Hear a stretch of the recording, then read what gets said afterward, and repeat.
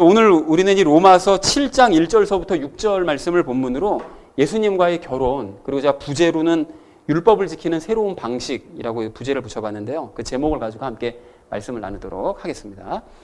자, 그래서 우리는 지난주에 이 로마서 6장 말씀을 모두 마쳤습니다. 그래서 6장 그 마지막 부분에서 이 바울은 로마 성도들의 이제 신앙에 대해서 이야기를 하되 그들의 이제 과거, 현재, 그 미래의 신앙생활에 대해서 이야기를 했었습니다. 즉 로마의 성도들이 그 과거 불신자였었을 때는 그들이 이제 죄된 열매들을 이제 맺었었는데 그랬는데 그런 삶의 종착역은 무엇이라고 그랬죠? 사망이라고 그랬죠. 그리고 또 현재는 예수님을 믿고 이제 죄로부터 이제 해방이 됐는데 그래서 지금 현재는 이제 거룩한 열매를 맺고 있다고 그랬죠. 그래서 그런 삶의 종착역은 영생이기 때문에 그래서 이제는 죄의 종이었던 과거의 삶을 이제 버리고 너희가 하나님의 종이 된 현재의 삶을 계속 살아감으로써 미래에 너희에게 이제 주어지는 그 영생을 얻어라. 라고 이제 얘기를 한 것이 이제 지난주의 이야기였습니다. 자, 그래서 우리가 이렇게 로마의 성도들에게 이제 권면을 한, 과거, 현재, 미래에 대해서 이제 권면을 한 이 바울의 그 말씀을 보면서 우리가 네 가지 이야기를 지난주에 나눴거든요. 첫 번째 나눴던 이야기가 무엇이었을까요? 그렇습니다. 죄와 죄의 열매가 무엇인지를 우리가 다시 한번 확인을 하자고 말씀을 드렸는데요. 그 죄는 불신의 마음이라고 했습니다. 그리고 또 죄의 열매는 불신의 그 마음으로 행하는 그 모든 일의 결과들. 그것이 이제 죄의 열매라고 말씀을 드렸었죠. 그래서 겉모습이 아무리 도덕적이고 윤리적이라 할지라도 또는 거룩한 모습이 아무리 겉으로 봤을 때는 많이 보인다 할지라도 그것은 사실은 죄의 열매일 수 있다고 말씀을 드렸습니다. 왜 그랬다고 그랬는가 하면 그것은 믿음으로 일궈낸 열매가 아니라 자기의 힘과 노력으로 일궈낸 열매이기 때문에 즉 믿지 않고 죄가 시키는 대로 노력해서 얻어낸 열매이기 때문에 거룩한 모습조차도 죄의 열매가 될 수가 있다. 라는 얘기를 지난주에 함께 이야기를 나눴습니다. 굉장히 중요한 얘기라고 말씀을 드렸었죠. 그리고 두 번째로 우리 나눴던 이야기는 무엇이었을까요? 그렇습니다. 종종 과거의 모습을 우리 돌아보자라고 그랬었는데요. 그 예수님을 믿기 이전의 과거의 나의 삶의 모습을 우리가 가끔 이렇게 돌아보자라고 말씀을 드렸습니다. 그래서 그때의 모습을 생각해 봤을 때, 그때 삶이 너무 부끄럽고, 또 그때의 모습이 너무 끔찍하고, 난 그때 시절로 다시 정말 돌아가기가 싫다라는 생각이 든다면 나는 구원받은 것이 맞다고 그랬죠. 그런데 그렇지 않고, 그때 그 시절이 참 좋았지. 그리고 그때로 다시 한번 돌아갈 수 있으면 얼마나 좋을까. 잘 먹고 잘 살던 그 시절이 참 좋았는데 이런 식의 생각이 든다면 당장 예수님을 믿고 잠에서 깨어나야 된다라는 얘기를 지난주에 말씀을 드렸습니다. 자, 그런가 하면 세 번째로 우리 나눴던 이야기는 무엇이었을까요? 그렇습니다. 현재 열매를 확인하자고 그랬습니다. 그래서 현재 내가 성령님의 열매를 맺고 있는 것이 맞느냐 이것을 우리가 확인해야 된다고 그랬는데요. 성령님의 열매를 맺기 위해서는 거듭 말씀드리지만 육신의 힘과 노력이 필요한 것은 아닙니다. 그러나 마음의 수고, 믿음의 수고는 해야 된다고 지난주에 말씀을 드렸었죠. 그래서 그 죄의 유혹을 우리가 매 순간 그 육신 안에 있는 그 죄가 그 유혹하는 그 말이 이제 우리에게 올라오는데 그럴 때마다 그런 죄의 유혹을 우리가 거부하고 그 예수님께 마음을 드리는 그런 수고는 우리가 해야 된다라는 얘기를 지난주에 드렸습니다. 그리고 또 말씀에 씨를 뿌리는 그런 수고도 더불어서 해야 된다라고 말씀을 드렸었죠. 그리고 마지막 네 번째 나눴던 이야기는 무엇이었을까요? 그렇습니다. 영생의 삶을 사모하자 그랬습니다. 천국과 새 예루살렘에서의 그런 삶은 그 육신이나 마음의 고통이 없는 곳이라고 그랬었죠. 그리고 또 그곳에는 기쁨과 위로와 평안이 넘치는, 그래서 예수님께서 우리가 이 땅에서 살아갈 때 그 겪었던 수없이 많은 어려움들과 그 상처, 괴로움들 이런 것들 때문에 흘렸던 눈물을 친히 그 눈물을 닦아주시는 참으로 좋은 곳이 바로 천국과 새 예루살렘이라고 말씀을 드렸습니다. 그런데 이 땅에서 우리가 그 천국을, 관계 천국은 누릴 수 있다고 그랬죠. 그래서 우리가 요한복음 17장 말씀을 이제 예를 들어서 영생의 삶이 이제 시작이 되었기 때문에 이 땅에서부터 관계 천국은 누리자라고 말씀을 드렸습니다. 그래서 사랑하는 우리 나눔 있는 교회 성도님들 모두는 과거, 현재, 미래를 바라보는 신앙생활을 하시기를 바랍니다. 여러분, 그리고 지난주 말씀에 근거해서 이제 주변의 사람들을 이제 잘 관찰하시고 그 사람의 구원 여부를 여러분이 짐작을 하시되 구원을 받지 못한 사람이 이제 보이거들랑 여러분이 이제 믿음의 본을 우리가 이제 배운 대로 그런 믿음의 본을 보이셔서 삶으로 복음을 증거하는 저와 여러분 되어지시기를 다시 한번 주님의 이름으로 간절히 축원을 드립니다. 이제 6장을 마치고 오늘 우리는 이제 7장으로 넘어가서 말씀을 나누려고 하는데요. 그 7장 말씀을 나누기 전에 오늘도 우리가 그 6장까지의 말씀을 전체적으로 좀 정리를 하고 그리고 7장 말씀으로 넘어가는 시간을 갖도록 하겠습니다. 그래서 지난 1장에서 여러분 제가 이제 1장서부터 계속 그 반복해서 그 말씀을 이렇게 그 정리를 해드리고 있는데 그래서 1장의 특징이 뭐였냐, 2장의 주제가 뭐였냐 이렇게 말씀을 앞으로 여쭤보면 바로 답이 탁 나올 정도로 계속 반복해서 이렇게 나눌 때 이렇게 기억을 하셨으면 좋겠습니다. 그래서 지난 1장에서 바울은 어떤 얘기 했었죠? 이방인들의 잘못된 점에 대해서 얘기를 했었죠. 그리고 2장에 들어서는 유대인들의 잘못에 대해서 이야기를 했었습니다. 그리고 3장에서는 그러한 이방인들이나 유대인들의 가르침이 아닌 오직 믿음만이 우리 그리스도인들이 배워야 될, 또 가르쳐야 될 중요한 이제 가르침이다라는 사실을 이제 얘기를 했고요. 그리고 4장에 들어서는 아브라함을 예로 들면서 행위나 율법이 아닌 오직 믿음만이 중요하다는 사실을 다시 한번 강조를 했습니다. 그리고 5장에 들어서는 그렇게 예수님을 믿음으로 그렇게 믿음이 중요하다고 그랬으니까요. 그래서 예수님을 이제 믿음으로 말미암아 하나님과 화해한 우리가 사실은 과거에는 하나님과 원수였는데 하나님께서는 그렇게 원수였던 우리를 아담 때문에 원수가 된 우리를 모든 그 일을 다 처리를 하신 거죠. 죄악된 문제들을 이제 수습을 하시고 해결하신 다음에 우리에게 믿음의 기회를 주셨고 믿음의 기회를 주신 이후로도 우리에게 계속해서 죄악이 넘치는 곳에 은혜를 넘치게 부어주심으로 말미암아 계속해서 은혜를 주신다, 기회를 주신다라고 이제 말씀을 5장에서 이제 했습니다. 그리고 6장에 들어서는 하나님께서 그렇게 우리에게 끊임없이 계속되는 기회를 주신다면 또 은혜를 부어주신다면 우리는 어떻게 살아야 되느냐, 우리가 더 이상 죄의 종으로 살려고 할 것이 아니라 이제는 믿음의 종, 의의 종으로 살아가야 마땅하다라는 것이 6장까지의 내용입니다. 여러분 정리가 되셨죠? 그래서 매번 이렇게 정리를 해드리는데 그렇구나 하고 이제 넘어가지 마시고 매번 이제 마음에 그때마다 이제 새기시면 로마서 전체 내용이 무엇을 말씀하고자 하시는구나라는 것을 우리가 이게 굉장히 큰 도움이 될 수 있을 줄 믿습니다. 자, 그리고 이제 오늘서부터 우리는 이제 7장 말씀을 살펴보려고 하는데요. 이제 지난주에도 제가 잠깐 말씀을 드렸던 것처럼 7장 말씀이 쉬운 듯 하면서도 이게 쉽지가 않습니다. 이게 이제 애매한 그런 느낌이 드는 것이 참 많기 때문에 쉽지 않은데, 근데 그렇기 때문에 거꾸로 생각하면 숨겨진 영적인 원리가 더 풍성할 수 있다는 거죠. 그래서 우리가 기대하는 마음을 가지고 7장 말씀을 한 절 한 절 말씀씩 살펴보도록 그렇게 하겠습니다. 그래서 먼저 오늘 1절 말씀을 보니까요. 바울은 법을 아는 자들에게 이제 말한다라고 얘기를 하면서 이야기를 시작하는데 여기서 법은 무슨 법입니까? 당연히 율법이죠. 율법을 얘기하는 것입니다. 그러니까 이런 말을 통해서 우리는 바울이 이 7장에서 율법에 대해서, 그러니까 죄와 관련된, 죄와 이제 연관이 된 그 율법에 대해서 얘기를 하려고 한다라는 사실을 이제 알 수가 있는데요. 그 로마의 성도들이 이제 예수님을 믿었잖아요. 근데 예수님을 믿었기 때문에 아무래도 조금 더 믿은 사람들은 그 중에서 이제 어떤 사람은 간 믿었고 어떤 사람은 더 믿었고 하는 사람이 있었을 테니까요. 근데 좀 더 믿었던 사람들은 아무래도 유대교하고 율법에도 관심을 가지지 않을 수가 없다는 사실을 바울이 잘 알았을 것입니다. 이제 그래서 로마의 성도들 중에 그나마 신앙 경력이 조금 더 된 사람들 중에 율법에 대해서 아는 사람들, 그래서 지금 그것에 대해서 얘기하는 거죠. 그 사람들에게 그러니까 율법에 대해서 아는 사람들에게 말한다고요. 그러니까 율법에 대해서 좀 알고 심지어는 우리도 율법 지켜야 되는 거 아닌가? 라고 생각하는 사람이 혹시 있을까봐 그 율법과 관련된 이제 주의할 점을 알려주기 위해서 이 바울이 7장에서 율법에 대해서 설명을 하고 있는 것이다 라는 것을 좀 참고를 하셨으면 좋겠습니다. 자, 그래서 바울이 율법을 아는 자들에게 뭐라고 얘기를 하죠? 율법은 사람이 살아있는 동안에만 그를 지배할 수 있다. 그러니까 즉 영향력을 끼칠 수 있다라고 이제 말을 하는데요. 이게 무슨 뜻인지 좀 쉽게 설명을 하기 위해서 바울이 2절 이하에서 결혼을 예로 들어서 설명을 합니다. 그래서 2절 말씀을 보니까요.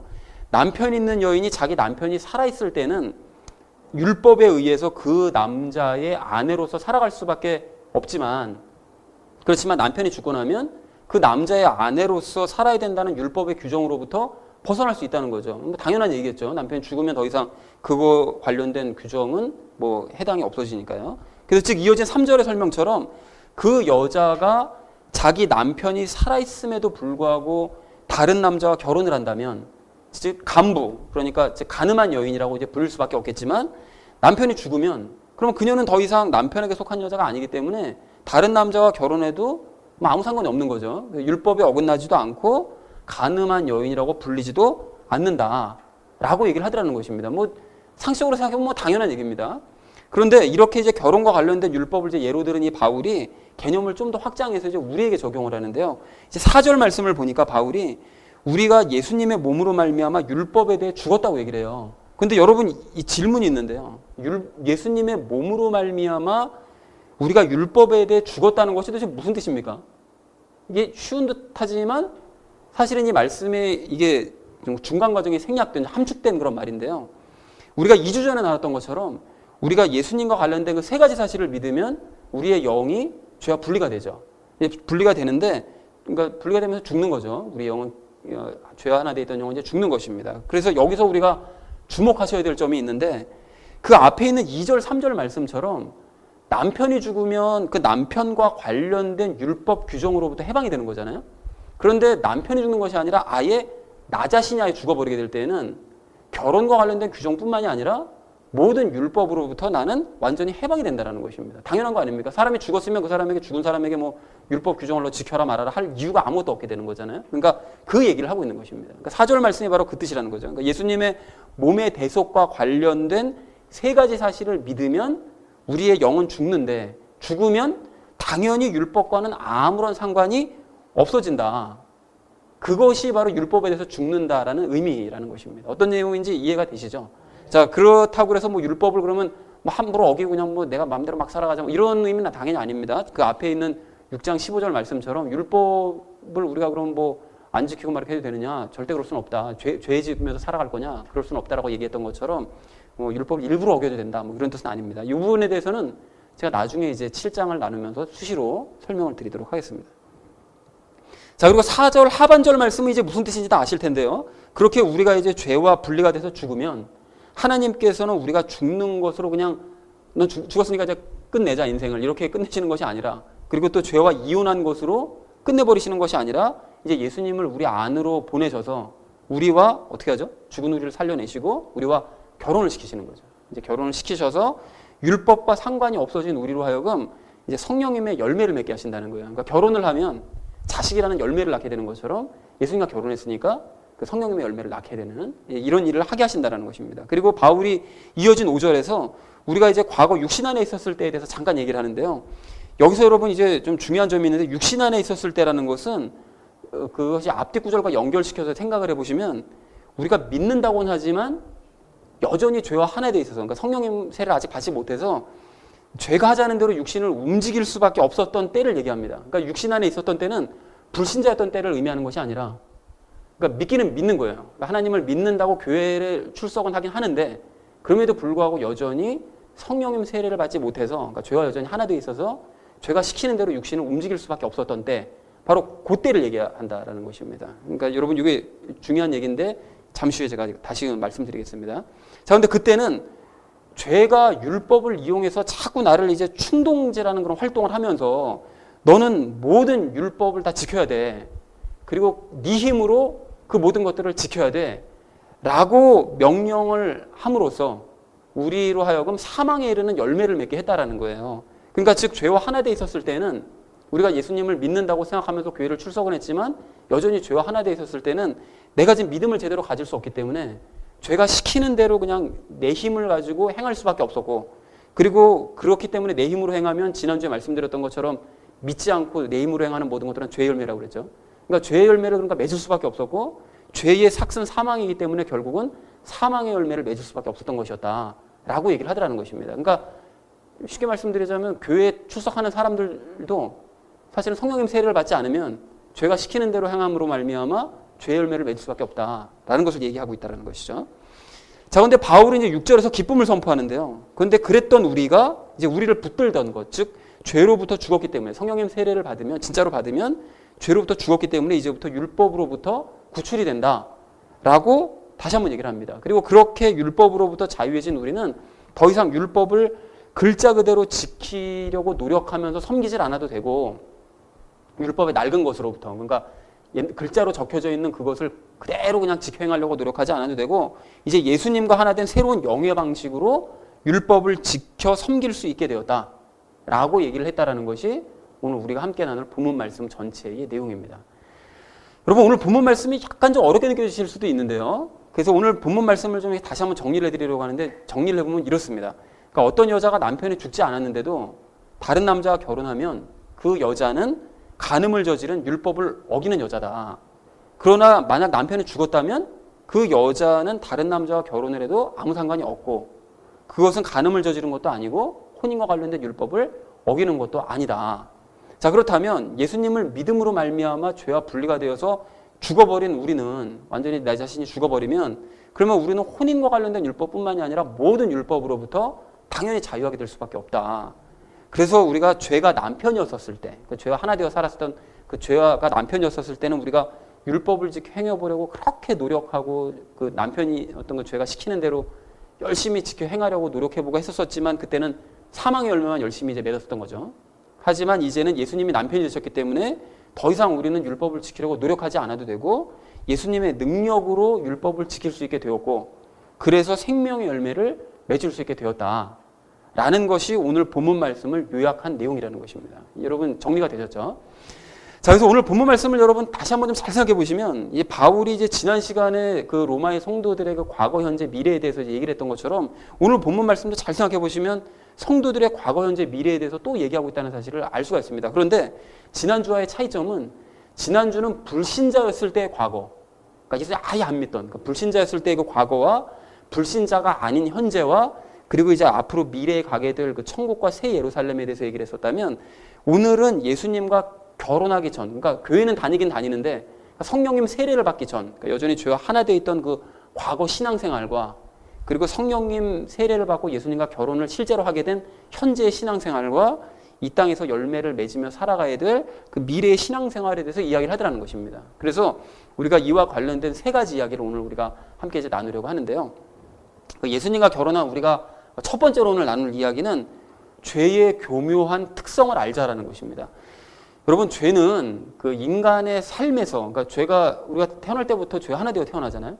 그러니까 죄는 우리의 인생에 있어서 우리 삶에 있어서 두 단계에 걸쳐서 일을 하는데요. 그 먼저 그 사람이 어떤 한 사람이 하나님을 전혀 알지 못하던 불신자였을 때 그때 죄는 불신이죠. 근데 그 죄는 하나님의 존재 자체를 믿지 못하게 합니다. 하나님 없어. 세상을 무슨 뭐 신이 만들어 그런 건 없어. 그냥 자연적으로 그렇게 된 거야. 이렇게 믿지 못하게 해서 그 사람으로 하여금 아무 생각 없이 막 살게 합니다. 그래서 불신자였을 때 사람들이 윤리적으로 도덕적으로 문제 있는 삶을 살아가면서도 가책을 느끼질 못해요. 정말 심각하게 살아가는 사람들은 저도 예전에 그랬었고요. 그것이 윤리적으로 문제가 있음에도 불구하고 전혀 가책을 느끼지 못합니다. 그리고 문란한 삶을 살고 그런 열매를 맺도록 인도를 해간다라는 것이죠. 근데 그러다가 그 사람이 하나님을 믿게 되면 죄가 활동을 멈추느냐? 그렇지 않습니다. 죄가 활동을 멈추지 않고 죄가 한 단계 업그레이드 되어서요. 그 사람에게 여전히 교묘하게 그 사람의 삶에 일을 하는데요. 가령 죄는 그 하나님의 백성은 거룩해야 된다라는 걸 율법의 어떤 규정들이 있잖아요. 그러면 그 율법 규정들을 그 명령들을 이용을 해서 율법을 스스로의 힘으로 지켜 행하도록 인도함으로써 또다시 죄의 열매들을 또 맺게 한다는 거예요. 예전에는 믿지 않아서 윤리적 도덕적인 죄의 열매를 맺게 했다면 이제는 하나님을 믿고 난 이후에는 네 힘으로 해. 야, 그거 하나님께서 이루어주시지 않아. 그걸 못 믿게 하는 거예요. 못 믿게 하고 믿음 없음이니까요. 못 믿게 하고 네가 노력해야 돼. 네가 열심을 내야 돼. 라고 해서 죄의 열매들을 맺게 하더라는 것입니다. 그래서 여러분 이게 무슨 소린가 하면요. 지난주에 그 나눴던 그 죄와 죄의 열매에 대한 이야기를 기억하시잖아요. 그러니까 죄의 열매는 믿음 없이 행한 모든 일들이 다 죄의 열매다라고 말씀을 드렸었는데요. 그렇기 때문에 불신자였을 때, 즉 하나님을 안 믿고 내 마음대로 살면서 내 멋대로 행했었던 모든 일들은 당연히 다 죄의 열매들이었었고요. 안 믿고 행한 일들이었으니까요. 그리고 하나님을 믿는다 하면서 교회 다닌다 할지라도 하나님께서 내 삶을 거룩하게 만들어 가실 것을 내가 믿지 않고 또 성령님의 열매들을 맺게 해주실 것을 내가 믿으면서 기다리는 것이 아니라 내 힘과 노력으로 열심히 행해서 거룩한 삶을 살아보려고 하고 또 성령님의 열매를 맺어보려고 노력했던 그 모든 일들도 결국은 다 그것이 죄의 열매라는 것입니다. 왜 그렇습니까? 그것이 믿음으로 된 결과가 아니라 내 힘으로, 안 믿고 내 힘으로 행한 결과이기 때문에 그것들도 다 죄의 열매들이라는 거예요. 자, 그러니까 이렇게 이 죄는 두 단계에 걸쳐서, 그러니까 하나님을 아예 안 믿을 때도 하나님을 믿은 이후에도 이런 식으로 두 단계에 걸쳐서 우리의 삶에 아주 교묘하게 역사해서 죄의 열매들을 맺게 하는데, 그런데 대다수의 기독교인들이 이 중요한 원리를 몰라요. 이 사람들이 이제 불신자였을 때 행했던 일들만 죄의 열매라고 생각하는 거예요. 그리고 기독교인이 되고 난 이후에 행하는 그 행하려고 거룩한 삶을 살려고 노력하는 이런 자신의 모습들은 죄의 열매가 아니라 의의 열매, 생명의 열매를 맺고 있다라고 착각들을 한다는 것입니다. 나는 교회 안에 들어와서 거룩한 열매를 맺으려고 그래도 노력하잖아. 그 노력 자체가 위험한 건 그 잘못된 것인 걸 모르고 그렇게 하니까 난 거룩한 사람이다. 이렇게 착각들을 한다는 것이죠. 그래서 대다수의 기독교인들이 그 스스로가 불신자였었을 때 그때를 이제 비교를 하면서 나는 그래도 그때보다는 도덕적으로 살고 그때보다는 윤리적으로 사니까 그 좋아진 모습에 스스로 아주 뿌듯해하고 그리고 자신이 하나님의 거룩한 말씀인 율법을 지켜 행하려고 노력하는 스스로의 모습을 이렇게 바라보면서 굉장히 스스로 거룩하다라고 이제 오해를 하는 거예요. 난 정말 거룩해지고 있어. 거룩해지는 사람이 되어져 가고 있어. 라고 오해들을 한다라는 것입니다. 그렇지만 사실은 그렇게 자신의 노력으로 열심히 신앙생활을 하는 것은 불신자였었을 때의 삶과 근본적으로는 다를 것이 하나도 없는 죄악의 열매를 맺는 삶이라는 것입니다. 왜 그렇다고요? 믿음 없이 행한 일이니까요. 자, 그런데도 그들은 죄의 그런 거짓말에 속아서 스스로 잘하고 있다고 생각하고 거룩해지고 있다고 이제 오해들을 한다는 것입니다. 그리고 그렇기 때문에 그런 삶에서 더더욱 빠져나오기가 힘든 거예요. 그리고 자신의 잘못을 깨닫기가 참으로 어렵다라는 것입니다. 그런데 그러면서도 다른 한편으로는 공허함을 느껴요. 정말 열심히 행하고 정말 열심히 노력하고 함에도 불구하고 이게 뭐가 제대로 뜻대로 잘 안 되니까 그 안에 있는 영은 아는 거죠. 여전히 죄와 하나 되는 영은 공허함을 느껴서 자꾸 이렇게 신앙생활 가운데 내가 이렇게 살아도 되나? 이렇게 살아도 되나? 한편으로는 거룩해져 가고 있다고 옛날과 비교해서는 거룩해진 것 같지만 다른 한편으로는 심히 공허함을 느끼는 마음 한 군데가 뻥 뚫린 것 같은 그런 느낌을 가지면서 신앙생활들을 한다는 것입니다. 자, 그래서 우리가 과거 그 성경 공부 시간에 그 나눴었던 그 은혜가 다스리는 삶 그 책을 보면 그 마이크라는 사람이 이제 이런 얘기를 하는데 여러분 한번 들어보십시오. 목사님 이해가 안 돼요. 사실 저는 구원받기 전에 흥청망청 살았어요. 술도 많이 마셨고 부도덕한 짓도 많이 했고 마약까지 손대봤어요. 그러나 그리스도인 된 후에는 모두 다 끊었어요. 지금은 교회에서 여러 가지 활동들을 하죠. 주일학교 아이들도 가르치고 성가대 활동도 하고 목사님께 도움이 필요할 때면 언제든 달려왔죠. 그런데 저는 왜 만족하지 못할까요? 그러니까 이런 그리스도인들이 실제로 엄청나게 많다는 것입니다. 뭔가 거룩한 열매를 맺는 것 같아서 정말 열심히 노력들을 하고 살아가는데 교회에서 집만 돌아가면 허무한 거예요. 일주일에 삶을 살다 보면 뭔가 허전한 거예요. 이런 사람들이 많다는 것입니다. 그래서 이러한 사람들이 로마서 말씀을 통해서 죄의 특성이 어떻다라는 사실을 깨달아서 자신이 잘못 생활하고 있다는 사실을 깨닫고 그래서 진정으로 예수님을 믿어서 예수님의 믿음을 가지게 되면 참 좋겠지만 사실 대부분이 그렇지 못하고 있기 때문에 이제 이런 사람들은 자신이 갖는 그런 영적 공허함에 대한 답을 찾기가 정말로 힘들다라는 것입니다. 말씀을 제대로 깨닫지 못하면 그런 삶을 계속해서 살아갈 수밖에 없다라는 거예요. 자, 그리고 우리가 이제 또 한 가지 여기서 아셔야 될 것이 있는데요. 바로 이런 태도가 바로 영적인 간음이라는 것입니다. 우리가 보통 이제 많은 사람들이 뭐 영적인 간음이라고 그러면 뭐 우상을 숭배하거나 하나님을 알면서도요. 그리고 하나님을 알면서 여전히 세상을 사랑하거나 아니면 하나님께 불순종하는 것들. 그러니까 한마디로 이제 하나님과의 관계에서 이제 하나님을 배신하는 것과 같은 이런 것들을 영적인 간음이라고 보통 생각들을 하는데 사실 간음이라는 그 개념 자체가 뭡니까? 오늘 3절에서 말씀하시는 것처럼 남편 벌어두고 다른 남자에게 마음 갖는 게 이게 간음이잖아요. 그러니까 즉 남편 되시는 예수님께서 행하실 것을 믿음으로 기다리지 않고 옛날 남편이었던 죄가 시키는 대로 그 방식에 더 마음에 두면서 그 방식에 자꾸 마음에 두면서 사실 그게 더 편하긴 하죠. 자기가 노력하고 열심히 행하는 것이 더 이렇게 익숙하기 때문에 편하거든요. 근데 그것처럼 자꾸 예전 남편이 행하던 대로 행하라는 대로 노력하면서 행하는 것. 이것이 바로 영적인 간음이라는 것입니다. 그러니까 뭐 우상을 숭배하고 이거는 것이 아니라 자꾸 옛날 방식에 따라서 자꾸 내가 노력해서 행하려고 하는 것. 이것이 바로 영적 간음이라는 거예요. 그래서 대표적인 예로 과거 그 고린도 교인들이 영적인 간음을 저질렀었죠. 성령님으로 시작을 했지만 그 가짜 유대인들 그 교사들이 들어와 가지고 열심히 행해야 된다라고 가르치니까 꼼짝없이 넘어가 가지고 열심히 행하고 노력하는 그런 영적인 간음을 저지르더라는 거죠. 그래서 이렇게 죄의 유혹이 참으로 교묘하고 위험하기 때문에 바울이 7장에서 율법과 이 죄의 문제를 이제 별도로 다루면서 우리에게 이제 바른 길을 제시해 주더라는 것입니다. 그래서 사랑하는 우리 나눔 있는 교회 성도님들 모두는 죄가 두 단계에 걸쳐서 일한다는 사실을 여러분 꼭 기억하시기 바랍니다. 여러분 그래서 우리가 불신자였었을 때에만 죄의 열매를 맺을 수 있는 것이 아니라 하나님을 믿은 이후로도 죄의 열매들을 맺을 수가 있는데 내 힘과 노력으로 행하는 바로 그 순간이 죄의 열매를 맺는 때이고 바로 그때가 영적으로 간음을 저지르는 때라는 사실을 여러분 꼭 기억하시기 바랍니다. 그러니까 많은 사람들이 이해하지 못하는 이 원리를 반드시 여러분 기억하시고 또한 경계하셔서 죄의 열매가 아닌 성령님의 열매들을 맺어가는 저와 여러분 되어지시기를 주님의 이름으로 간절히 축원을 드립니다. 자, 예수님과 결혼한 우리가 오늘 두 번째로 나눌 이야기는 나의 과거의 신앙생활을 돌아보자라는 것입니다. 여러분 5절 말씀을 좀 다시 한번 보십시오. 5절 말씀을 다시 보시면 우리가 죄와 하나 되어 있었을 때는 죄가 율법을 이용해서 열심히 활동해서 우리로 하여금 죄의 열매를 맺게 했답니다. 근데 여기서 여러분 이 말에서 주목할 점이 있는데요. 아까 전에도 제가 잠깐 설명을 드렸던 것처럼 바울은 지금 불신자였었을 때의 과거를 얘기하는 것이 아닙니다. 뭐 불신자였을 때는 율법이 뭔지도 몰라요. 그러니까 그런 사람들에게 율법에 대해서 막 얘기하고 이런 게 아니라는 거죠. 그러니까 하나님을 믿는다고 하면서도 성령님 세례를 받지 못해서, 즉 죄와 여전히 지금 하나 돼 있어서 여전히 자기 힘과 열심으로 율법을 지켜 행해보려고 노력했던 바로 그 과거. 그러니까 진짜 성령님 세례 받지 않고 하나님을 알기만 하고 신앙생활을 했던 바로 그 과거. 그 과거에 대해서 얘기하고 있다는 거예요. 근데 마찬가지로 우리도 과거에 하나님을 이제 믿는다고 하면서도 성령님 세례를 받기 이전에는 죄의 속임수에 따라서 열심히 노력해서 거룩해져 보려고 한 적이 있었습니다. 과거에 그런 적이 있었었죠.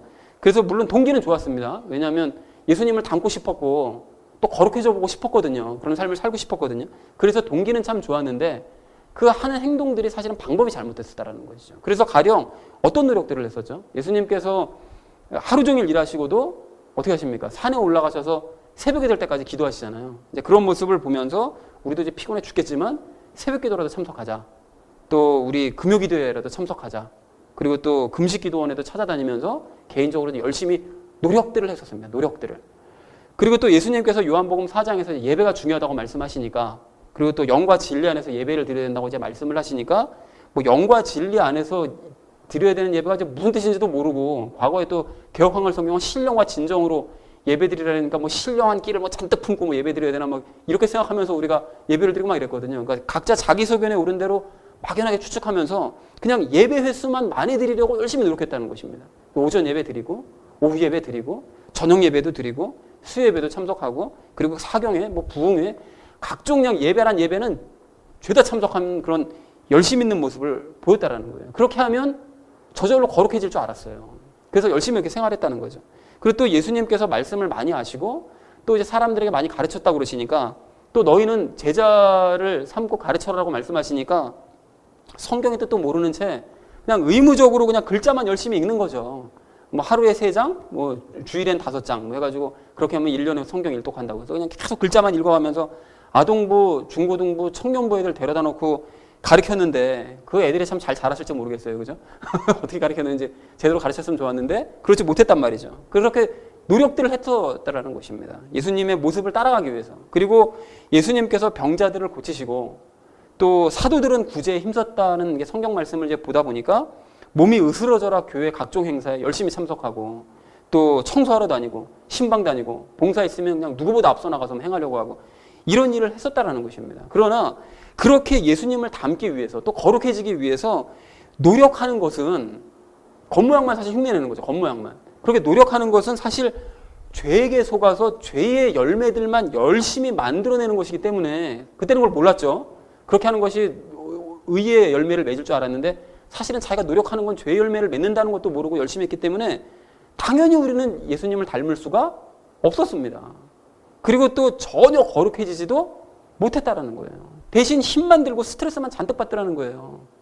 처음 한두 달은 하겠는데 그래서 학기 초에 교사, 아동부 교사, 중고등부 교사 지원하면 한두 달하고 꼭 그만두잖아요. 전부 다들. 그렇게 되는 이유가 처음에는 거룩해져 보려고 시작한다니까요. 근데 이게 안 되니까 스트레스만 받으니까 다 그만두는 거죠. 그래서 항상 궁금합니다. 왜 나는 거룩해지지 못하지? 왜 나는 예수님 닮지 못하지? 내가 더 노력하지 않아서 그런가? 아니 예수님 닮고 거룩해지는 것이 정말 가능이나 한 일인가? 끊임없이 의문을 품으면서 늘 갈급했지만 정작 답은 무엇인지도 전혀 모르는 상태로 그냥 꾸역꾸역 그냥 신앙생활을 하는 죽지 못해 그냥 억지로 교회 나가는 이런 신앙생활들을 해왔었다라는 것입니다.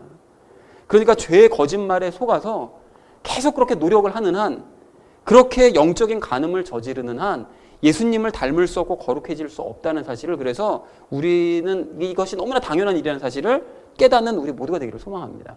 여러분 그리고 더 이상 구약시대처럼 노력으로 내가 뭔가를 이루어보려고 시도하는 이런 행위를 이제는 정말 중단하기를 원합니다. 그것은 죄의 열매만 맺게 된다는 사실을 여러분 분명하게 아시자라는 것입니다. 마음만 급할 뿐 죄의 열매만 맺게 되는 거예요. 그래서 사랑하는 우리 나눔 있는 교회 성도님들 모두는 성령님 세례를 받기 전에 열심히 노력하고도 절망하게만 했었던 과거의 모습을 돌아보면서 이제는 감사하시기 바랍니다. 정말 그렇게 아무 소망이 없었는데 이제는 소망을 갖게 된 우리이기 때문에 감사하자는 거죠. 그리고 그것이 잘못된 일임을 여러분 분명히 아셨다면 이제는 바른 길을 걸어가시기 바랍니다. 그리하여 사망의 열매가 아닌 생명의 열매를 맺어가시는 저와 여러분 되어주시기를 주님의 이름으로 간절히 축원을 드립니다. 자, 예수님과 결혼한 우리가 오늘 마지막 세 번째로 나눌 이야기는 현재와 미래를 이제 묶어서요. 열매를 맺는 방법을 깨달아서 많은 열매들을 맺어가자라는 것입니다. 여러분 오늘 3절 4절 말씀을 다시 한번 좀 보십시오. 보시면 우리는 죄와 이혼했죠. 즉 죽음으로써 죄와 강제로 이혼이 됐다는 것입니다. 그리고 이제 예수님과 결혼을 했습니다. 그리고 예수님과 결혼을 했다면 우리는 예수님과 지속적으로 사귐으로써 성령님의 열매들을 맺어 가야 됩니다. 이것이 무슨 열매 맺는, 우리가 결혼해서 애 낳는 것도 강제적으로 낳고 이러는 것이 아니잖아요. 서로 이렇게 사랑하고 더 많이 사귀게 되고 이렇게 하다 보면 아이도 자연스럽게 생기게 되는 것처럼 예수님과의 관계도 그렇다라는 것이죠. 그래서 이렇게 더 많이 사귀어서 열매들을 맺어가야 된다는 것입니다. 여러분 구약 성경을 이렇게 보시면 자식이 없어서 힘들어하고 부끄러워하던 여인들의 이야기가 가끔 이렇게 나오잖아요. 그래서 가령 아브라함의 부인 사라가 그랬고요. 그리고 또 이삭의 부인 리브가도 나이 들도록 애가 잘 안 생겼었고요. 그리고 야곱의 부인 라헬도 그랬었고요. 그리고 대표적으로 우리가 많이 아는 여인 엘가나의 부인이었던 한나가 그렇게 자식이 없어서 부끄러워하고 이제 힘들어하는 이런 일이 있었습니다. 그래서 그 당시에는 자식이 곧 노동력이었고 그리고 그 자식들이 이제 크고 나면 그 자식들에게 이제 부양을 받았어야 됐기 때문에 사회구조가 그랬기 때문에 자식을 많이 낳는 사람은 이제 축복된 사람이라고 여겨졌었고 자식이 그래서 없는 사람은 정말 복이 없는 사람이다. 그리고 심지어는 저주받은 사람이다. 라고 이제 여겨졌기 때문에 사회 분위기가 그랬기 때문에 그래서 이제 부끄러워하고 또 이제 힘들어 할 수밖에 없었지만 지금 이 시대에는 그때 당시와는 사회적 문화적으로 이제 굉장히 많이 달라졌기 때문에 자식을 많이 낳거나 한 명도 못 낳거나 하는 것은 큰 의미가 없습니다. 한 명도 못 낳더라도 그것은 무슨 신앙적으로도 모르도 전혀 상관이 없는 일이라는 거예요. 근데 다만 자식이 많고 자식이 아예 없는 것과 같은 이런 문제를 영적으로 생각해 보는 것은 의미가 있는데요. 여러분 예수님과 결혼한 이후에 많은 열매를 낳는 사람들 있잖아요. 그러니까 많은 열매 맺는 사람이죠. 이런 사람들은 복된 사람이 맞습니다. 그런데 예수님과 결혼을 했다고 그러면서도 아무런 열매가 보이지 않는 사람 있잖아요. 그러니까 열매가 나지질 않는 사람들. 이제 이런 사람들은 정말로 부끄러워하고 힘들어야 된다는 거예요. 왜 나는 열매가 없나? 왜 나는 예수님과 함께 결혼을 했음에도 불구하고 자식이 없는가, 열매가 없는가에 대해서 좀 심각하게 고민하고 생각을 해봐야 된다는 것입니다. 여러분 그러니까 구약시대에 자식을 못 낳는 여인들의 이야기는 사실은 그때 당시에 어떤 문화적인 이야기를 하고 싶은 것이 아니라 사실은 예수님과 결혼하고도 아무런 열매를 맺지 못하는 사람들을 예표한 이야기라고 할 수 있다는 것이죠. 자, 그러니까 우리는 이제 반드시 성령님의 열매를 맺어야 되는데요. 그 열매를 맺으려면 어떻게 되느냐? 어떻게 될까요? 우리가 이제까지 수도 없이 얘기를 많이 나와가지고 믿어야 됩니다. 라고 정답은 알고 있습니다. 정답은 알고 있는데 그 과정을 오늘 좀 자세하게 좀 알아보려고 하는데요. 여러분 우리가 죄와 하나 되어 있었을 때는 그 남편이었던 그 죄가 그 율법을 악용을 해가지고 오늘 6절 말씀처럼 율법을 글자 그대로 모두 지켜 행해야만 하나님의 열매를 맺을 수 있다라고 자꾸 우리를 속였어요. 그러니까 과거의 그 낡은 것, 그 율법 그냥 글자 그대로를 그냥 무조건 그냥 지켜 행해야 돼. 그래야만 열매 맺을 수 있어요. 이렇게 속였다라는 거죠. 그래서 우리는 신앙생활을 시작하자마자 죄에게 속아서 그래서 열매를 맺어보겠다고 하나님의 말씀을 억지로 지켜 행해보겠다고 노력을 했었고요.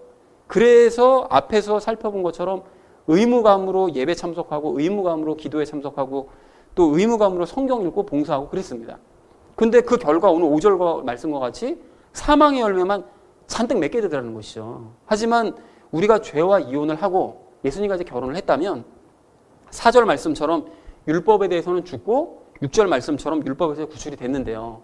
그래서 우리가 이렇게 율법에 대해서 죽고 또 구출이 됐기 때문에 즉 율법과 이제 상관이 없었기 때문에 우리는 열매를 맺기 위해서 율법을 지키기 위해 열심히 노력하지 않아도 됩니다. 그렇게 할 필요가 없어졌다는 거예요.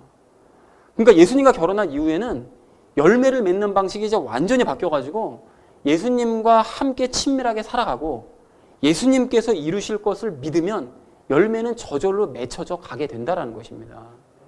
자, 여러분 이러한 삶을 산 그 대표적인 그 예표하는 인물이 그 아브라함인데요. 여러분 그 아브라함은 자식 열매가 없는 것을 부끄러워하긴 했어요. 그래서 왜 중간중간에 왜 하나님께 그러잖아요. 자식은 언제 주시렵니까? 이게 되게 갈급하잖아요. 그래서 자식은 언제 주시겠습니까? 주신다고 약속해놓고 왜 안 주십니까? 그것이 이제 다른 사람들이 보는 시선도 그렇고, 그러니까 스스로도 부끄러운 생각이 있었던 거죠. 그렇지만 그렇다고 해서 아브라함이 자식을 얻기 위해서 노력하진 않았습니다. 즉 사라를 버리고 다른 여자를 데려다가 자식을 낳거나, 아니면 뭐 첩을 통해서 어떻게든 자식을 얻으려고 막 하거나, 혹은 자식 주실 하나님께 잘 보이기 위해서 하나님께 앞에 막 아부를 떨거나, 자식을 얻기 위해서 하나님께 무엇을 막 가져다 바치거나 하는 이런 노력의 행위들을 하지 않더라는 거예요. 대신 아브라함이 어떻게 했었죠? 아브라함은 하나님께서 자식 주시겠다고 약속하신 그 약속의 말씀을 그냥 믿기만 했습니다. 그냥 왜 안 주십니까? 그러다가 줄게 그러면 그걸 또 믿었어요. 그리고 다음에 나타나서도 또 줄게 그러면 또 믿었어요. 그러니까 주신다는 거 말씀만 그냥 믿기만 하는 거예요. 그리고 하나님 앞에서 하루하루를 하나님과 교제하면서 그냥 살았습니다.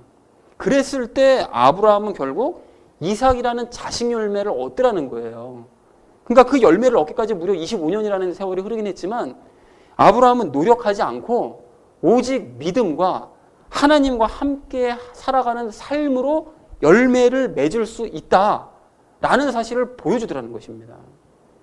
그러니까 이것이 바로 하나님을 믿는 자들이 열매를 맺고자 할 때 가져야 될 자세라는 거예요. 여러분 열매를 빨리 얻기 위해서 막 사라처럼 하나님이 그 자식 준다고 그랬으니까 이거 첩을 통해서라도 얻는 게 이게 하나님의 방법 아니에요? 이런 식으로 인간적인 노력을 하려고 할 것이 아니라 주실 때까지 맺힐 때까지 믿음을 가지고 기다리면서 하나님과 함께 살아가면 열매는 언젠가 저절로 맺혀진다라는 것입니다. 그래야 의미도 있는 거예요. 그래야 하나님께서 모든 일을 행하셨다라고 얘기도 할 수 있는 거죠. 자, 그리고 그렇게 예수님과 사귀고 예수님의 믿음을 가짐으로써 열매를 맺어가면 보너스로 율법의 조항들도 저절로 지켜져가는, 아니 율법의 그 이상의 것들도 지켜지는 역사가 이제 일어나게 되는데요. 그래서 마태복음 5장 17절 18절 말씀을 보니까요. 내가 율법이나 대언자들의 글을 폐하러 줄로 생각하지 말라. 나는 폐하러 오지 아니하고 성취하러 왔노라.